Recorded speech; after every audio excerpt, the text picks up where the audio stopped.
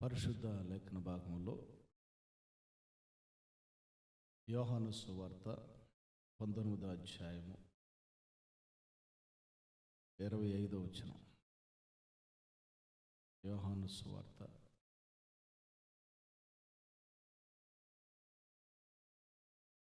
19వ అధ్యాయం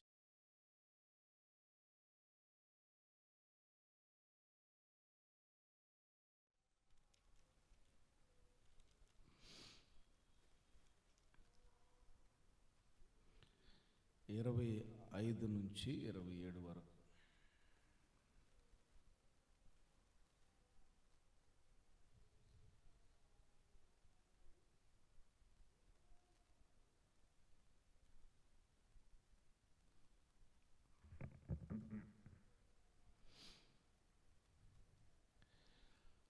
ఆయన తల్లియు ఆయన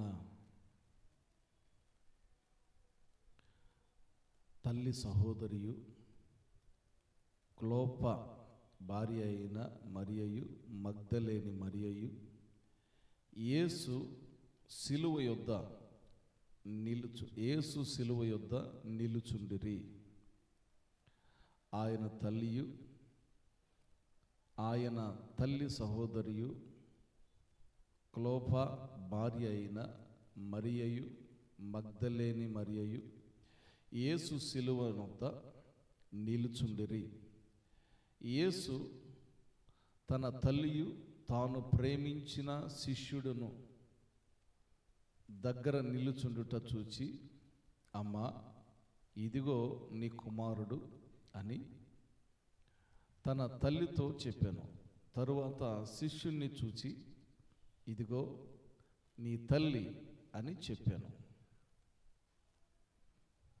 ఆ గడియ నుండి ఆ శిష్యుడు ఆమెను తన ఇంట చేర్చుకొనెను. దేవునికి స్తోత్రం. దేవుని పరిశుద్ధ నామానికి మహిమ కలుగును గాక. హల్లెలూయా. ప్రత్యేకించి యేసుక్రీస్తు ప్రభువారు సిలువలో అది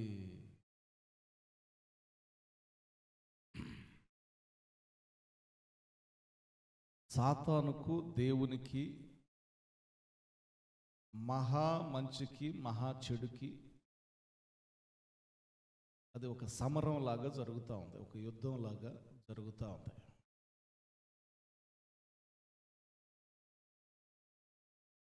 యేసుక్రీస్తు ప్రభువారు ఆల్మోస్ట్ రక్తపు ముద్దగా మలచబడ్డాడు.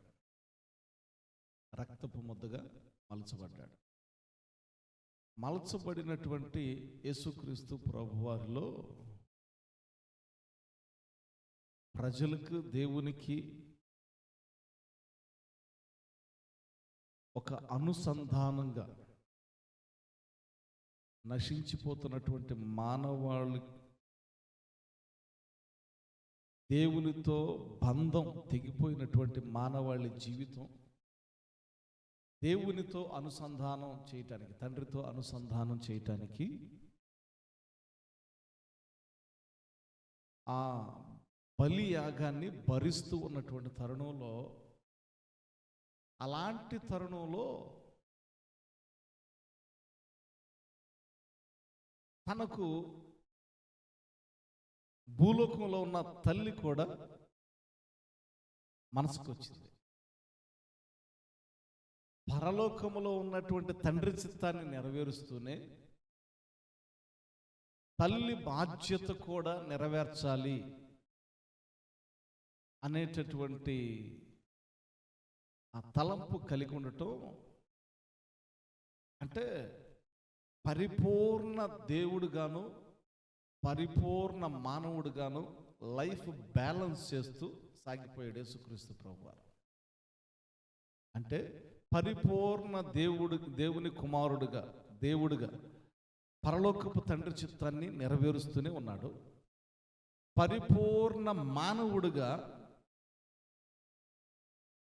తన కుటుంబం, తనకు జన్మనిచ్చినటువంటి తల్లిని, ఆ బాధ్యతను మర్చిపోకుండా ఇప్పటి వరకు తను బాధ్యతగా చూసుకున్నాడు. ఆ తరువాత తను చూసుకోవట్లేదు కదా, ఆ బాధ్యతను ఇంకొకరికి అప్పచెప్పాలి అనేటటువంటి ఆ తపన. తల్లిని ఇప్పుడు దాకా నేను చూసుకున్నా, ఇక నుంచి నేను ఉండను. ఒక క్లారిటీ వచ్చింది ఆయనకి. ఇదిగో నేను సర్వ మానవాళి నిమిత్తం వదకు తేబడిన గొర్రె పిల్ల వలె నేను ఇప్పుడు బలిగా అర్పించబడబోతూ ఉన్నా. I'm going to finish my life on the earth. నేను భూలోకములో నా జీవితాన్ని నేను ముగించబోతున్నా. అది అయిపోతుంది. భూలోకములో శరీరం దాల్చి నేను చేయవలసినటువంటి నా పని అయిపోయింది. ఇంకా I don't want to be here. నేను ఇక్కడ ఉండను. కానీ ఇప్పటిదాకా నేను ఒక రెస్పాన్సిబిలిటీ, బాధ్యత ఈ లోకంలో కలిగి ఉన్నా. ఏంటయ్యా బాధ్యత అంటే, నాకు తల్లి ఉంది. కన్యక గర్భాన నేను జన్మించా. ఆమె నా తల్లి. ఆమె ఒడిలో నేను ఆడుకున్నా. ఆమె ఒడిలో నన్ను పెంచింది. నా ఆలాపన చూసింది, నన్ను పెద్ద చేసింది. ఇప్పుడు నేను ఆమె వృద్ధాప్యమందు నేను ఆమెను చూసుకోవాలి అనేటటువంటి సెన్స్ ఆఫ్ హ్యూమర్, సున్నిత తత్వం, చాలా సున్నిత తత్వం. అది ఎంత సున్నితమైనటువంటి విషయాలంటే, ఆయన వచ్చింది సర్వ మానవాళి కొరకు రక్షణ ఇవ్వటానికి వచ్చాడు. సర్వ మానవాళికి రక్షణను ఇవ్వటానికి వచ్చాడు. కానీ అదే సమయంలో తన కన్న తల్లి బాధ్యతను కూడా మర్చిపోకుండా అక్కడ ప్రస్తావించినటువంటి విధానం, తల్లిని గురించి ప్రస్తావించినటువంటి విధానం.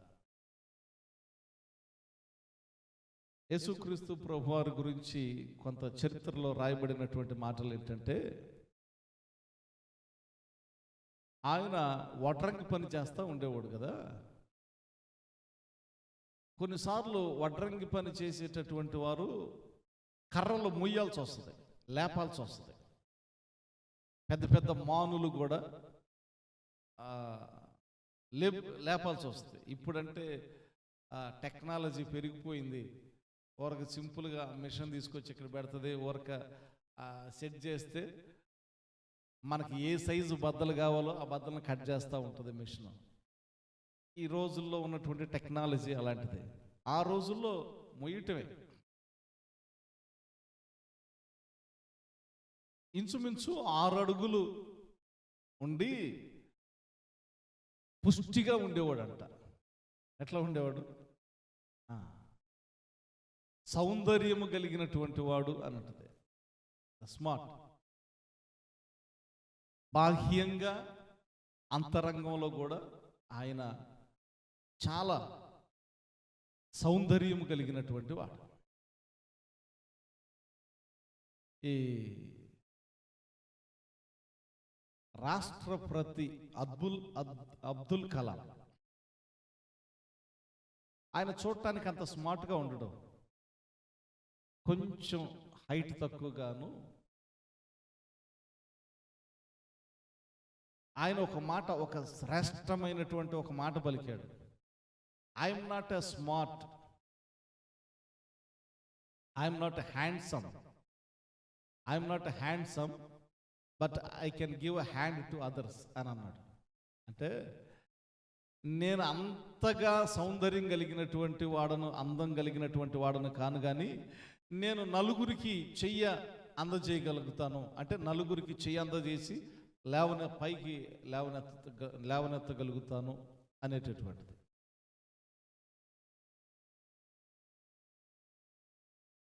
మదర్ తెరీసా, మీరు ఇంత గొప్ప సేవాతత్వం ఎట్లాగా చేశారు అనంటే, ఆమె అన్నదంట, ఇంత గొప్ప సేవాతత్వం మీరు ఎట్లాగ చేశారు, ఇప్పుడు నేను ఇంత సేవ చేయాలంటే ఎట్లాగా అని ఒక యవన బిడ్డ అడిగినటువంటి ప్రశ్నకు మదర్ తెరీసా గారు చెప్పారంట, ముందు నీ ఇంటిలో నీ తల్లికి, నీ తండ్రికి, నీ కుటుంబంలో వారికి సేవ చేయటం ప్రారంభించు, పరిచర్య చేయటం ప్రారంభించు అని అన్నారంట. యేసుక్రీస్తు ప్రభువారు సర్వలోక మానవాళి పాప విమోచనకు ఆయన వచ్చి కూడా కుటుంబంలో తన బాధ్యతలు మర్చిపోకుండా, కుటుంబంలో బాధ్యతలు కొంతమంది ప్రార్థన అంటే మొత్తాన్ని వదిలేస్తారు, పిల్లల్ని, తల్లుల్ని, భార్యని, బిడ్డని మొత్తం వదిలేసేసి దేశీ దిమ్మర్లాగా తిరుగుతూ ఉంటారు.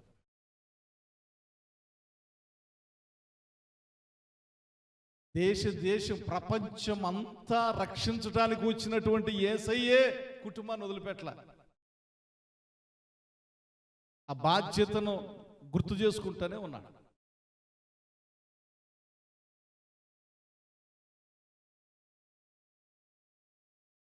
పాస్టర్ గారు చనిపోయినటువంటి ఆ టైంలో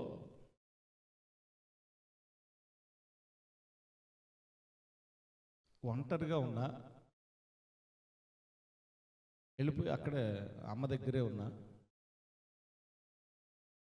ఆమెకి ఆరోగ్యం బాగా ఆ టైంలో, ఆ పర్టికులర్ టైంలో ఆమె కూడా కృంగిపోయి వేదన చెందుతూ ఉన్న ఆ తరుణంలో 3 పూట్ల, ఉదయం, మధ్యాహ్నం, రాత్రి 3 పూట్ల ప్లేట్ నిండా అన్నం పెట్టి అది తినిందాకా అక్కడే కూర్చునేది.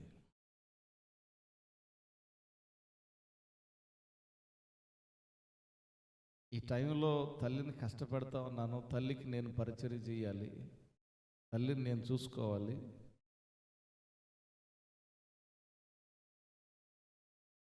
దేవా, మంచి అమ్మనిచ్చినందుకు నీకు వందనాలు నాయనా అని ప్రభుకి కృతజ్ఞతలు చెల్లించారు.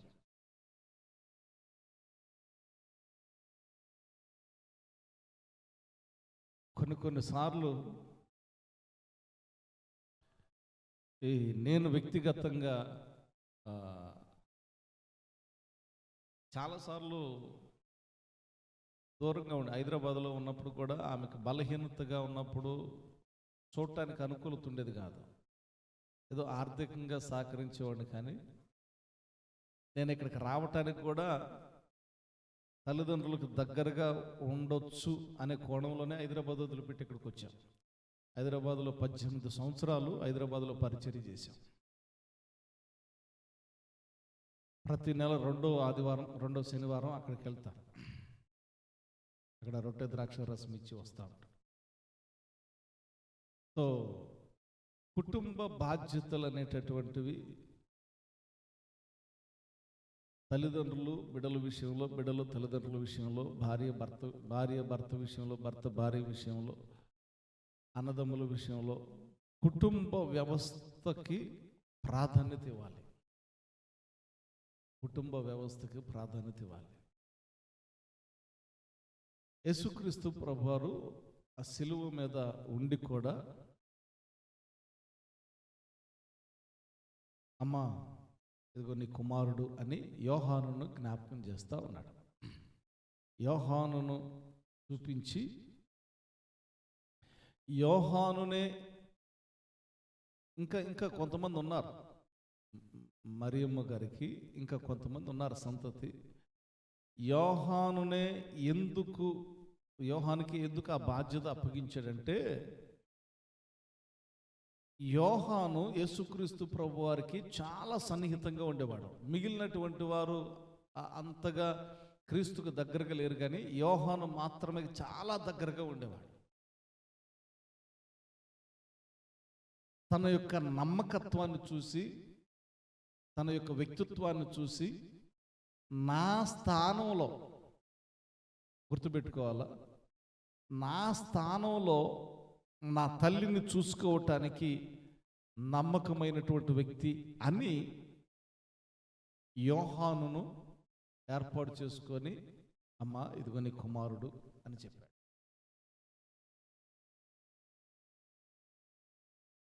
యేసుక్రీస్తు ప్రభువారి స్థానంలో యేసుక్రీస్తు ప్రభువారి తల్లిని చూసుకోవటానికి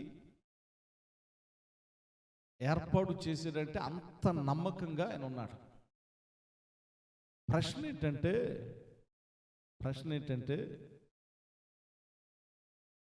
ఆయన స్థానంలో ఆయన సువార్తను ప్రకటించటానికి దేవుడు మనలను ఏర్పాటు చేసుకోవటానికి దేవునికి మనము అంత నమ్మకంగా ఉన్నామా? ఇప్పుడు ఆయన నమ్మకత్వాన్ని చూసి ఏర్పాటు చేసుకున్నాడు ఆయన స్థానంలో ఆయన తల్లిని చూసుకోవటానికి.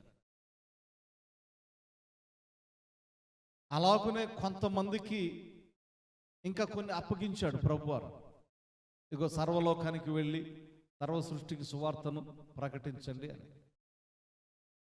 ఆయన ఉన్నప్పుడు ఆయన తండ్రి యొక్క రాజ్యమును వివరిస్తూ, పరలోకపు తండ్రి యొక్క రాజ్యాన్ని వివరిస్తూ, పరలోక రాజ్యం గురించి వివరిస్తూ ఆయన చేయాల్సినటువంటి విస్తరణ చేసి వెళ్ళారు. ఆయన వెళ్ళిన తర్వాత ఆ స్థానం మిగిలిపోయింది.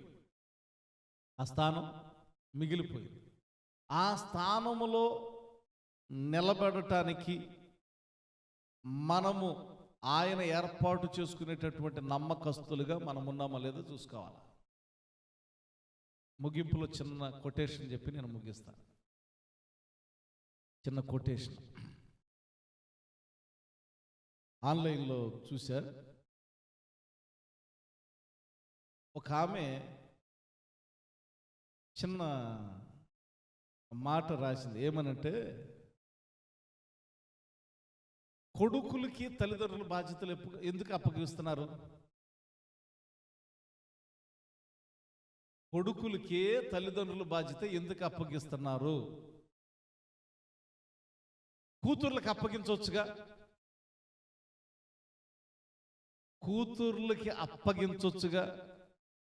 కొడుకులకి అప్పగించకుండా తల్లిదండ్రుల బాధ్యతలు కూతురికి అప్పగిస్తే వృద్ధ ఆశ్రమాలు ఉండవు అని చెప్పింది. కింద ఇంకొక అతను ఒక కామెంట్ రాశాడు. ఏమని రాశాడంటే, కోడళ్ళు అత్తామామల్ని మంచిగా చూసుకుంటే వృద్ధాశ్రమాలు ఉండవు అని రాశాడు. అంటే నువ్వు కూతురు స్థానంలో ఉండి నీ తల్లిదండ్రులు చూస్తావు, కానీ కోడల స్థానంలో ఉండి నీ అత్తమామను చూడవు. కుమారులు తల్లిదండ్రులను చూడటానికి చాలా ఆసక్తి కలిగి ఉంటారు. తల్లిదండ్రులు చూడాలి అనేటటువంటి ఆ బాధ్యత, ఆ బరువు, ఆ సున్నితత్వాన్ని కలిగి ఉంటారు. కానీ వచ్చినటువంటి పార్ట్నర్, భాగస్వాములు ఉంటారు కదా, వారి దెబ్బకి భయపడి సైలెంట్ అయిపోతారు. కనుక ఈ రెండిటిలో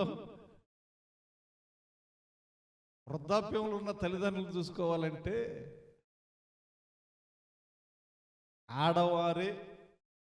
ఆడవారి పాత్రే కనపడతా ఉంది. కనుక తల్లిదండ్రుల బాధ్యత మరచేటటువంటి వ్యక్తులు దేవుని బాధ్యతను ఏం చేస్తారు? దేవా దేవా దేవా, నేను నీ కోసం ఉంటాను నాయన, నీ కోసం బతుకుతాను నాయన, నేను స్తుతిస్తాను నాయన, నిన్ను ఆరాధిస్తాను నాయన, నీలో సాగుతాను నాయన. తల్లిదండ్రులే చూసుకోలేకపోతున్నావు. నిన్న చర్చిలో ఆదివారం నేను ఇక్కడ ప్రార్థన చేస్తా ఉన్నా, అమ్మ పడిపోయిందంట. నాకు తెలియదు. నాకు తెలీదు.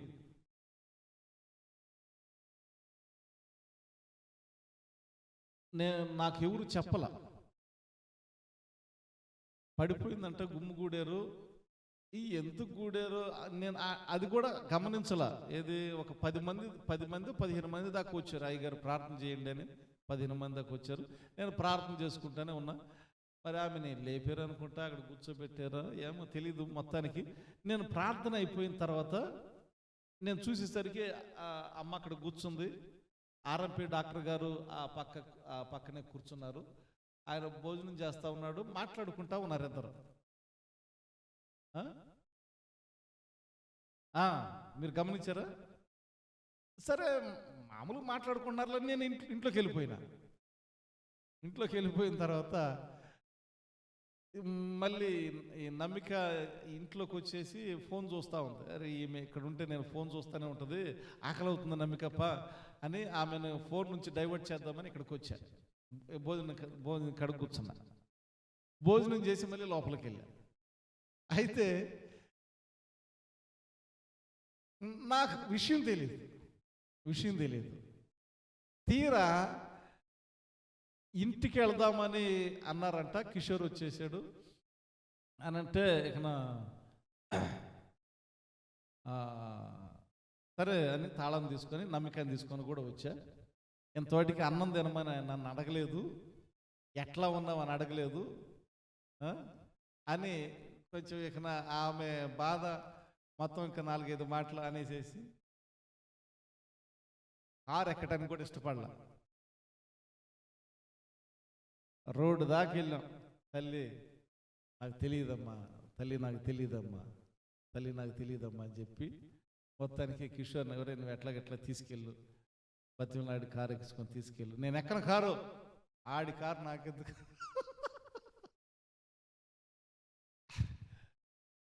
అయితే మనసు కుదురుగా లేదు. ఈరోజు ఉదయాన్నే వెళ్ళిపోయి ఇంటికి వెళ్ళి ఆమె దగ్గర కూర్చొని, వందనాలు తల్లి, నాకు తెలీదు, నువ్వు పడ్డ విషయం నాకు తెలీదు అని కూర్చొని 2 మాటలు మాట్లాడిన తర్వాత అన్నం పెట్టుకొస్తా ఉంది. సరే తల్లి అని చెప్పి ఆమె అన్నం పెట్టుకొస్తే తినేసి వచ్చా. ఈ కుటుంబం అనేటటువంటిది అది మనం నిర్ణయించుకున్నది కాదు. దేవుడిచ్చిన తల్లి బిడల బాధ్యతలు, తల్లిదండ్రులు బిడలు అనేటటువంటిది అది దేవుడిచ్చిన బంధం. భర్త భార్య అంటే మనం సెలెక్ట్ చేసుకుంటాం, అది దేవుని ప్రణాళిక చొప్పున జరుగుతుంది. కానీ తల్లిదండ్రులు బిడ్డలు అనేటటువంటిది అది పేగు బంధం. ఆ బంధం యేసుక్రీస్తు ప్రభువారు సర్వమానవాళి నిమిత్తము బలియాగం అవుతున్నప్పటికీ కూడా, సర్వమానవాళి నిమిత్తం తల్లి బాధ్యతను జ్ఞాపకం చేసుకొని, అమ్మా ఇదిగో నీ కుమారుడు, యోహాను ఇదిగో నీ తల్లి అని బాధ్యత అప్పగించారు. కనుక మనము కూడా ఇంకొక మాట నేను జ్ఞాపకం చేసి ముగిస్తా.